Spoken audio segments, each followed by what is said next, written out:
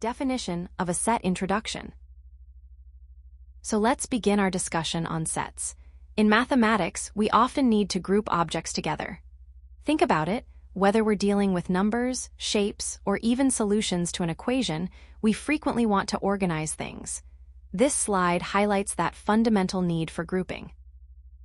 A set is simply a way of doing this, a collection of things. A set is just a fancy mathematical term for a group. Imagine you have a box and you put different items into that box. That box and everything inside it represents a set. It's a collection of items bundled together. However, not just any collection will do. This is a crucial point. We can't just randomly throw things into a group and call it a set. There are specific rules that define what a mathematical set is. We'll be exploring those rules in detail. This tutorial will explain what a set is, what makes it special, and the terms we use when talking about sets. Over the next few slides, we'll break down exactly what constitutes a set, what distinguishes it from just any old group, and the specific vocabulary, the language, that mathematicians use when discussing sets. We'll cover things like what we call the things inside a set, and how we show something belongs to a set. So, let's get started with building a solid understanding of this foundational concept. Definition of a set. What is a set? So let's dive a little deeper into what exactly a set is. As we discussed on the previous slide, a set is simply a way of grouping things together, but it's not just any grouping. This slide gives us the formal definition. A set is a well-defined collection of distinct objects. Let's break that down piece by piece. First, collection. This is the easiest part. It simply means a group of things. Think of it like gathering your favorite toys. That's a collection. Now, the important part is well-defined. This is absolutely crucial when we're talking about sets in mathematics. Being well-defined means that it's perfectly clear whether or not any particular object belongs to the set. There should be no room for guessing or interpretation. We need a clear rule or criteria. We'll see an example of what isn't well-defined later, but for now, just remember it needs to be unambiguous. Finally, we have distinct. This means that each object within a set must be unique. We don't allow any repetitions. So, if you're making a set of numbers, you wouldn't include the same number twice. Each element must be different from all the others.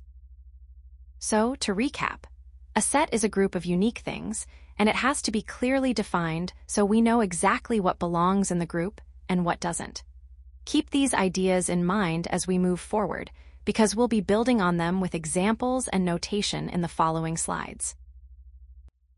Definition of a set. Examples of sets. Let's move on to looking at some actual examples of sets.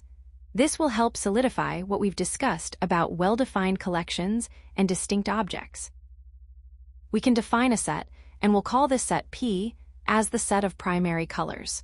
Remember, defining a set means clearly stating what it contains. So this set P is equal to, and now we use the set notation with curly braces, red, blue, yellow. Notice how we list each primary color just once. It's perfectly clear whether something is a primary color or not, and there's no ambiguity. This fulfills our requirement of being well-defined. Now, let's consider another set. We'll call this one E, and we'll define it as the set of even numbers between 1 and 10. So E is equal to, again using curly braces, 2, 4, 6, 8. Just like before, it's clear what numbers belong in this set. They are the even numbers within that specific range. And importantly, each number is listed only once. We don't repeat any elements. Finally, let's look at a more relatable example. Imagine a class with students named Alice, Bob, Charlie, and David. We can define a set, let's call it, as the set of students in this class. Therefore, S is equal to Alice, Bob, Charlie, David. This is a straightforward example. It's clear who is included in the set, and each student is listed only once. These examples demonstrate how we can formally define sets using curly braces and list their elements. Remember, the key is always to ensure the set is well-defined and contains only distinct objects. In the next slide, we'll look at what doesn't qualify as a set, which will further clarify the concept of a well-defined set. Definition of a set. What is not a set? Now consider this, the set of tall students in this class. That's because this is not a well-defined set. Remember from earlier, a set must be well-defined, meaning there can be no ambiguity about whether something belongs to the set or not. The problem here is tall. What exactly does tall mean? Is it 6 feet, 5'10", 5'8"? It's subjective, it depends on who you ask. Because of this open interpretation, we can't definitively say which students belong to this set. Therefore, because we can't clearly and unambiguously determine membership, the set of tall students in this class doesn't meet the requirements to be a valid set. Let's move on to look at what doesn't qualify as a set. This is just as important as understanding what does make a set valid, as we saw in the previous examples. Think about it for a moment. Do you immediately know exactly which students would be included in this set? Probably not, right? We need absolute clarity when defining sets, and subjective terms just won't cut it. We'll build on this understanding in the next slide, where we'll look at the terms we use to describe the things within a set, the elements and members. Definition of a set: elements and members. Let's move on to slide 5. As we've discussed, a set is a collection of things, and now we need to learn the specific names for the things within that collection. The objects within a set are called either elements or members. These terms are interchangeable, so you can use whichever you prefer. For example, looking back at one of our previous examples, remember the set E, which was defined as the set of even numbers between 1 and 10. That set was written as E equals curly brace, 2, 4, 6, 8, curly brace. Well, in this set, the numbers 2, 4, 6, and 8 are all the elements or members of the set E. Now, to show that something is a member of a set, mathematicians use a special symbol. It looks like a stylized E and is read as is an element of or belongs to. So we write it like this. 4 is an element of E, or 4 belongs to E. This simply means that the number 4 is one of the objects contained within the set E. Conversely, if something is not a member of a set, we use the same symbol but with a line through it. This is read as is not an element of or does not belong to.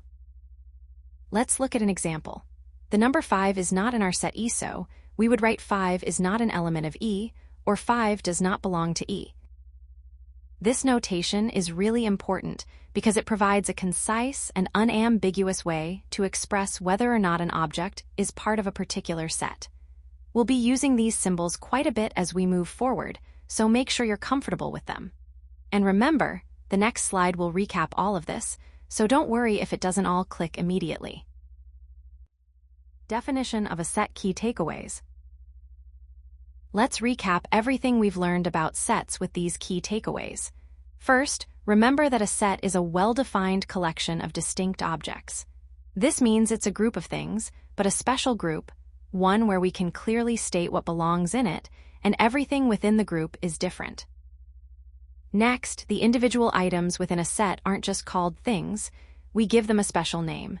These objects are called elements or members of the set. Both terms are perfectly acceptable and mean the same thing. Now, to show that something is a member of a set, we use a special symbol. It looks like a stylized E, and we say is an element of or belongs to.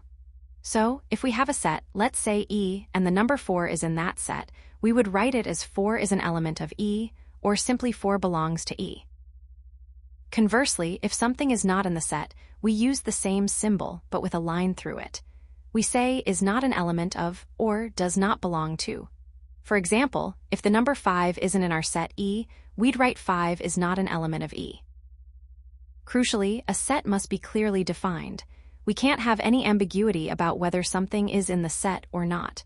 Remember our example of tall students? That wasn't a set because tall is subjective. Finally, and this is important, elements within a set are unique. We don't repeat anything. If you try to list the same object twice, it only counts as one element. This is what makes sets different from just any old collection of things.